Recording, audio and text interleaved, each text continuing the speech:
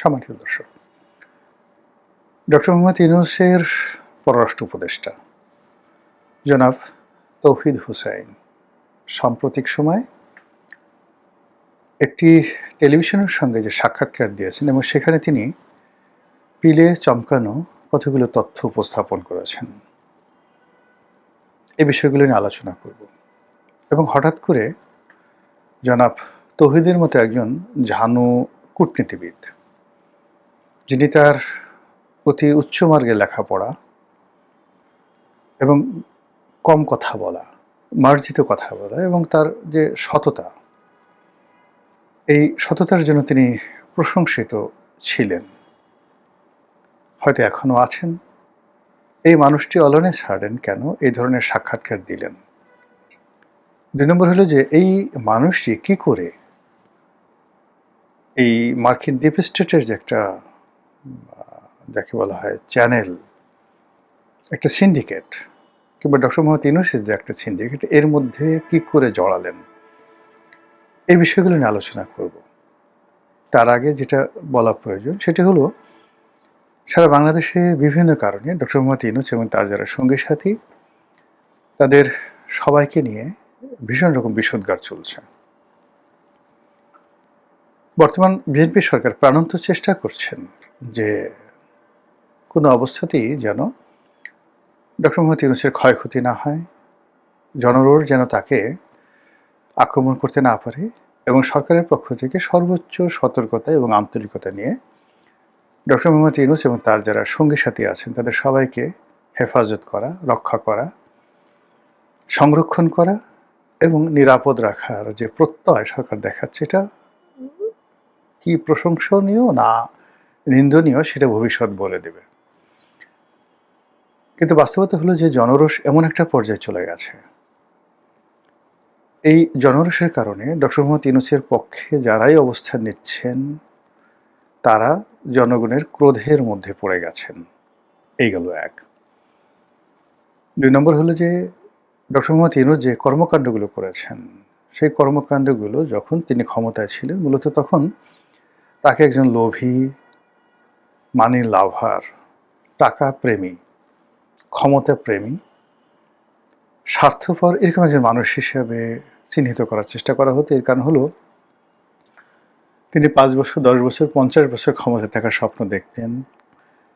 তিনি রাষ্ট্রীয় অর্থ ব্যয় করে সারা দুনিয়া ঘুরে বেড়াতেন।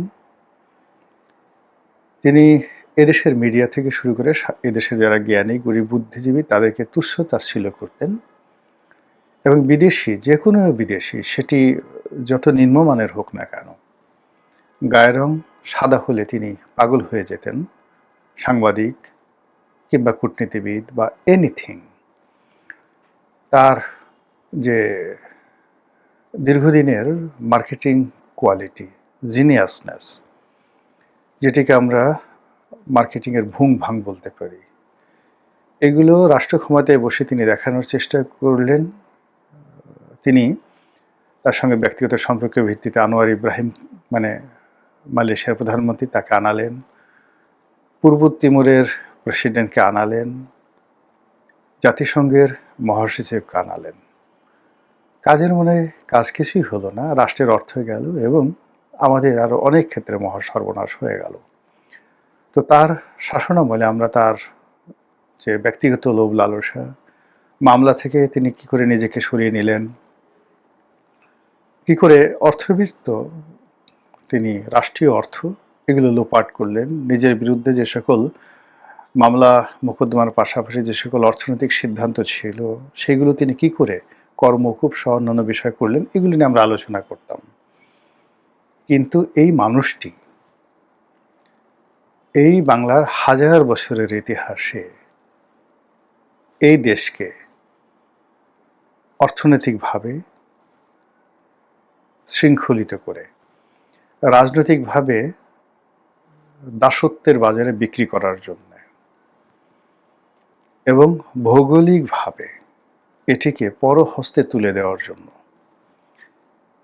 আমেরিকার সঙ্গে যে চুক্তি করেছেন, সেই চুক্তির যে নেতিবাচক দিক, যত সামনে আসছে তত বেশি জনগণ বিক্ষুব্ধ হয়ে পড়ছে। এর প্রেক্ষিতে উনার যারা সহযোগী ছিলেন তাদের মধ্যে অনেকে এখন উনার বিরুদ্ধে কথা বলছেন। অত্যন্ত জনপ্রিয় একজন যাকে বলা হয় বুদ্ধিজীবী ব্রিগেডিয়ার সাখাওয়াত, তিনি প্রথম থেকে বলছেন যে তার একটা কিচেন ক্যাবিনেট আছে, এখানে অনেক কিছু হতো তিনি জানতেন না, এখানে তিনি পরবাসী ছিলেন ইত্যাদি। এরপর ফরহাদ মজহার সাহেবের স্ত্রী ফরিদা আপা, তিনিও অনেক কথা বলেছেন এই মার্কিন চুক্তি সহ অন্যান্য বিষয়। এবং সাম্প্রতিক সময় একেবারে হাটে মানে রীতিমতো বোমা ফাটিয়েছেন পররাষ্ট্র উপদেষ্টা জনাব তৌহিদ। এই জিনিসগুলো কেন হচ্ছে? ইট মিনস ওনার সাথে যারা ছিলেন তারা বুঝতে পারছেন যে সামনের যে দিনগুলো আসছে সেই দিনগুলোতে যে রাজনৈতিক বিবর্তন পরিবর্তন এবং জনগণের যে মন এবং মানসিকতা, সেক্ষেত্রে ইউনূস সাহেবের সঙ্গী সাথী হওয়া বা তার সাথে থাকার জন্য যে সকল লোকজন আগামীতে জনরোষের শিকার হবেন, তো সেই জনরোষ থেকে বাঁচার জন্য হয়তো এখন অনেকে সত্য কথা বলা শুরু করেছেন এবং এটা আরও বাড়তে থাকবে। তৌহিদ সাহেব তার বক্তব্যে যে জিনিসটি বলেছেন যে সেটি হলো যে তিনি নামকা ওয়াস্তে একজন উপদেষ্টা ছিলেন মন্ত্রী পদমর্যাদায়, তিনি তার কাজকর্মে একেবারেই স্বাধীন ছিলেন না, কোনো অবস্থাতেই তার মনে শান্তি ছিল না এবং তিনি সম্মানিত বোধ করছিলেন না। এই জন্য পরপর ৩ বার তিনি পদত্যাগপত্র জমা দিয়েছিলেন, যেটা আমরা ওই সময়টাতে শুনেছি, সন্দেহ করেছি এবং বলেছি। সেই পদত্যাগপত্র গৃহীত হয়নি। এই গেল এক। ২ নম্বরে তার কাছে যখন জিজ্ঞাসা করা হলো যে আওয়ামী লীগের রাজনীতির ভবিষ্যৎ কি, তিনি কূটনীতির ভাষায় খুব সংক্ষিপ্তভাবে যেটি বললেন সেটা হলো আওয়ামী লীগ ফিরে আসবে, রাজনৈতিকভাবে ফিরে আসবে, ক্ষমতায় ফিরে আসবে এবং আগামীতে যে নির্বাচন, এটা কি ৫ বছর পরে হবে, মধ্যবর্তী নির্বাচন হবে, নাকি যে কোনো সময় হতে পারে, এটা উনি অবশ্য বলেননি।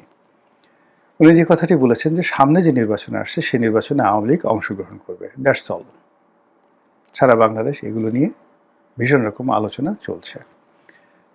এই বিষয় নিয়ে আর নতুন করে কোনো কিছু বলার দরকার নেই। আমি যে বিষয় নিয়ে গিয়ে বলবো সেটা হলো মার্কিন যে ডিপ স্টেট, একটা অসমর্থিত খবরে আমরা যেটা দেখলাম যে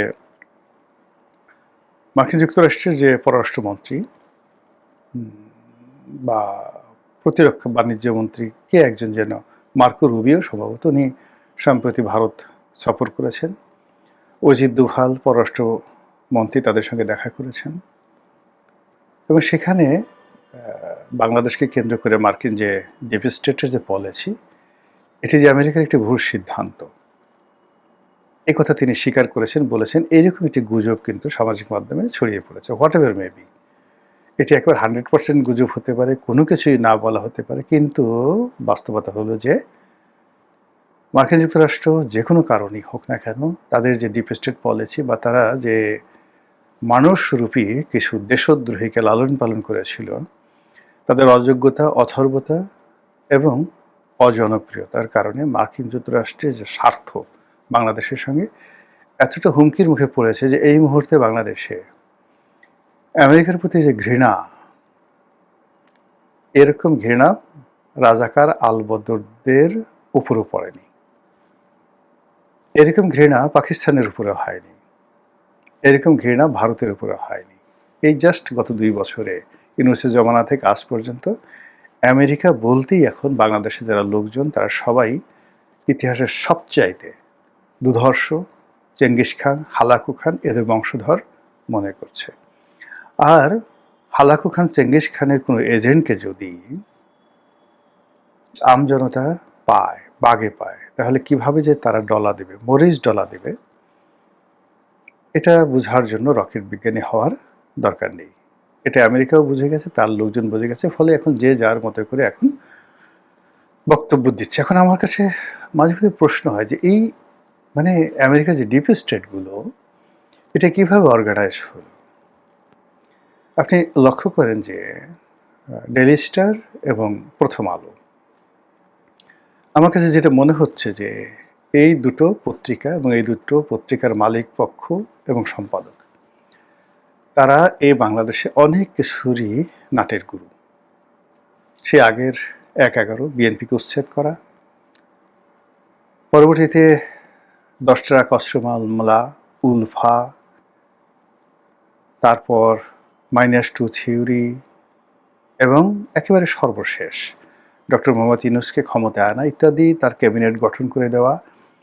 এই জিনিসগুলো মানে এখনো পর্যন্ত তারা যেভাবে চলছে, সরকার তারেক রহমান সাহেবের সরকার যেভাবে চলছে, সেখানে এই সিন্ডিকেটের মধ্যেই আছে। আচ্ছা, খোলামেলা করে আপনি বলেন তো, আসিফ নজরুল সাহেব ধরেন ঢাকা বিশ্ববিদ্যালয়ের পরিচিত মুখ, তার কথা বাদ দিলাম, তার এখানে যে উপদেষ্টা হওয়া, আইনের অধ্যাপক, তিনি আইনমন্ত্রী হলেন। সংযোগ কি, প্রথম আলোতে তিনি নিয়মিত কলাম লিখতেন এবং এই গ্রুপটির সঙ্গে তার দীর্ঘদিনের সম্পর্ক এবং তার বইপত্র প্রথম আলো থেকে প্রকাশিত হয়। দ্বিতীয়ত হলো ফাইজুল কবির সাহেব, কোত্থেকে আসলেন, ফাইজুল করিম খান, সেখানে তিনি লিখতেন। মূলত তিনি জামাত মাইন্ডেড লোক, কিন্তু জামাত মাইন্ডেড হওয়ার সত্ত্বেও প্রথম আলো এই সিন্ডিকেটের মধ্যে। সিপিডির দেবপ্রিয় ভট্টাচার্য, বদিউল আলম মজুমদার, ইফতেখার সাহেব, যারা ট্রান্সপারেন্সি ইন্টারন্যাশনাল, এরা সবাই এই প্রথম আলো গ্রুপের সাথে জড়িত। প্রথম আলো গ্রুপের আরেকটি সিস্টার কনসার্ন ডেইলি স্টার।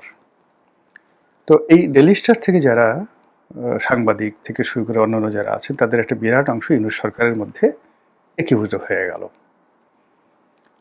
আর বাংলাদেশে ডেইলি স্টারের যে মানে মাহফুজ আনাম সাহেবের স্ত্রী, তিনি যে এনজিওটা পরিচালনা করেন, সেই এনজিওটা হলো এরকম একটা এনজিও যে সারা পৃথিবী থেকে যত এনজিওগুলো বাংলাদেশের সরকারি বেসরকারি খাতে, এনজিও খাতে এই টাকা দেয়, ওটার প্রাথমিক অ্যাপ্রুভালটা হয়ে আসে সেই শাহিন আনাম, ওনার এনজিওর মাধ্যমে।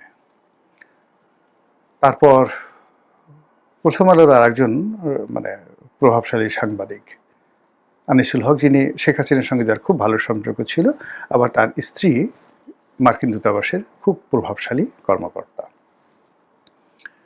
তো এই সময়টাতে আপনি কি দেখেন যে যারা যারা ডক্টর মোহাম্মদ ইউনূসের ক্যাবিনেটে ছিলেন এবং ইনক্লুডিং ডক্টর ইউনূস, গত 10-15-20 বছর ধরে এদেরকে প্রথম আলো, ডেইলি স্টার এরা প্রমোট করছে এবং এরা বাংলাদেশের নায়ক মহানায়ক, এদের বাইরে কোনো পাণ্ডিত্য নেই এবং তারাই রাষ্ট্র ক্ষমতায় বসল। আবার গিয়ে দেখুন রাজনৈতিক অঙ্গনে, এখানে যারা যারা আসছে, এই বিএনপি সরকারের মধ্যে যারা যারা আছে, আপনি যদি জুনায়েদ শেখের কথা চিন্তা করেন, নুরুর কথা চিন্তা করেন, তারপর ডাক্তার জাহেদের কথা চিন্তা করেন, অথবা ববি হাজ্জাজ, এরা সবাই কিন্তু প্রথম আলোর স্নেহভাজন প্রিয় ব্যক্তিত্ব, ইনক্লুডিং রুমিন ফারহানা। কিন্তু রুমিন ফারহানাকে এখানে রাখা হয়নি, অন্য জায়গাতে। ফলে এই সরকারের উপরে এখনো পর্যন্ত সেই খলিলুর রহমান থেকে শুরু করে অন্য সবাই যারা আছেন, প্রথম আলোর একটা প্রচণ্ড ছায়া আছে। এখন এই যে প্রথম আলো, ডেইলি স্টার গ্রুপ, তাদের সঙ্গে আমেরিকার কি সম্পর্ক, ডিপ স্টেটের কি সম্পর্ক, এটা আগামী দিনে বোঝা যাবে। কিন্তু মূল ব্যাপার হলো এই মুহূর্তে বাংলাদেশে কিন্তু আবার সেই প্রথম আলো, ডেইলি স্টার বিরোধী যে প্রচারণা, এটা তুঙ্গে।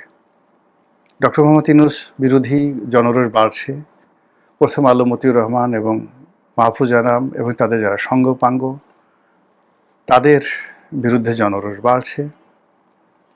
এবং যখন জেনারেল ওয়াকারুজ্জামান বৈঠক ডাকলেন ক্যান্টনমেন্টে, সেই ক্যান্টনমেন্টের বৈঠকে যে সমস্ত লোক গেলেন, তারাই ঘুরে ফিরে বিরোধী দল, তারাই ঘুরে ফিরে সরকারি দল, তারাই ঘুরে ফিরে ইউনূসের দল, তারাই এনসিপি, তারাই সমন্বয়ক, তারাই বিএনপি, তারাই সবকিছু। এবং একই মানে অনেকগুলো রসুন থাকে, সেই রসুনের গুলো কোয়া থাকে একটা, এরকম একটা পরিবেশ পরিস্থিতি আমরা গত 2 বছর ধরে দেখছি। কিন্তু চক্রান্ত যতই শক্তিশালী হোক বা পিছনে আমেরিকার যতই অর্থ থাকুক, বিত্ত থাকুক, কিন্তু 18 কোটি মানুষকে মুগ্ধ করার, তাদেরকে নেতৃত্ব দেওয়ার যে একটা বিশেষ ম্যাগনেটিক পাওয়ার থাকে বা লাগে, এই ম্যাগনেটিক পাওয়ার যাদের আছে তারা কখনো দালালি করে না, তারা কখনো সেবাদাস হয় না, তাদের কখনো কারো কৃতদাস হতে হয় না। আবার অন্যদিকে যত বৃহৎ শক্তি আপনি হন, সেটা চেঙ্গিস খান, হালাকু খান, কিংবা ধরুন তৈমুর লং, নাদের শাহ, এরা সবাই সারা পৃথিবীর তছনছ করা মানুষ। আপনি এদের দক্ষিণ হস্ত হন, এদের দালাল হন, এদের কৃতদাস হন, কিন্তু আপনার যত কিছু হোক না কেন আপনি কোনো অবস্থাতেই 18 কোটি মানুষের নেতা হতে পারবেন না, তাদেরকে পরিচালনা করতে পারবেন না, বা তাদের প্রিয়জন হতে পারবেন না। তাদের প্রিয়জন হওয়ার জন্য you might be a slave, just like Qutubuddin Aibak, Iltutmish, Ghiyasuddin Balban. ওনারা সবাই দাস ছিলেন, কিন্তু তাদের একটা গ্রেট মাইন্ড ছিল, অসাধারণ একটা মন ছিল, সততা ছিল, অসাধারণ পাণ্ডিত্য ছিল এবং সততা ছিল, ধর্মপরায়ণতা ছিল। ফলে তারা দিল্লির সিংহাসনে বসে যে ইতিহাস তৈরি করে গেছেন, সেই ইতিহাস পৃথিবী আর কেউ তৈরি করতে পারেনি। তো কাজেই কৃতদাস হয়ে অনেক সময় সম্রাট হওয়া যায়, আর অনেক সময় সম্রাট হয়েও কৃতদাস হয়ে যায়। তো সেই অবস্থায় বাংলাদেশে যারা মীর জাফর, বাংলাদেশে যারা রাজবল্লভ, রায়দুর্লভ, কিংবা ধরুন ঘসেটি বেগম, যারাই এই আমেরিকার টাকা খেয়েছেন, আমেরিকার পক্ষে দেশ বিক্রি করার চেষ্টা করেছেন, সারা বাংলাদেশ তাদের বিরুদ্ধে ফুঁসে উঠেছে। প্রকৃতি কাঁপছে, মাটি কাঁপছে, বাতাস শো শো করে আওয়াজ করছে, বনের পাখিরা তাদের নাম বলে দিচ্ছে, এরা আমেরিকার দালাল। আর তার প্রেক্ষিতে বহু মানুষের মধ্যে যে ভয় এবং আতঙ্ক তৈরি হয়েছে, বহু মানুষের মধ্যে সত্য কথা বলার প্রবণতা তৈরি হয়েছে, এবং বহু মানুষ নিজেদেরকে ওই চক্র থেকে বের করার জন্য রীতিমতো পাগল পারা হয়ে পড়েছেন। এবং তারই প্রেক্ষিতে হয়তো